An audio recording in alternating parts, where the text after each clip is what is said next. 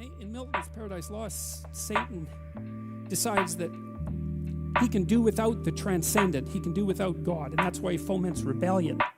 It's something like that. And the consequence of that, the immediate consequence from Milton's perspective, was that as soon as Satan decided that what he knew was sufficient and that he could do without the transcendent, which you might think about as the domain outside of what you know, something like that, immediately he was in hell.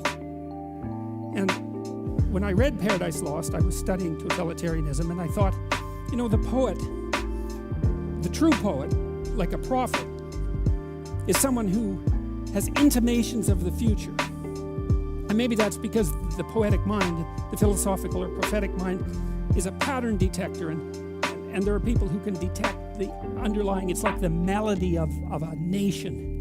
Melody as in song, the song of a nation, and can see how it's going to develop across the centuries. You see that in Nietzsche, because Nietzsche, for example, in the around 1860 or so, he prophesied what was going to happen in the 20th century. He said specifically that the specter of communism would kill millions of people in the 20th century.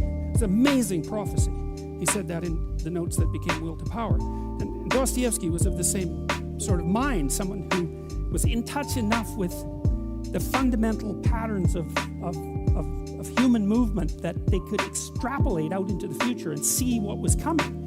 And some people are very good at detecting patterns, and Milton, I think, was of that sort. And I think he had intimations of what was coming as human rationality became more and more powerful and technology became more and more powerful. And the intimation was that we would produce systems that dispensed with God, that were completely rational and completely total, that would immediately turn everything they touched into something indistinguishable from hell.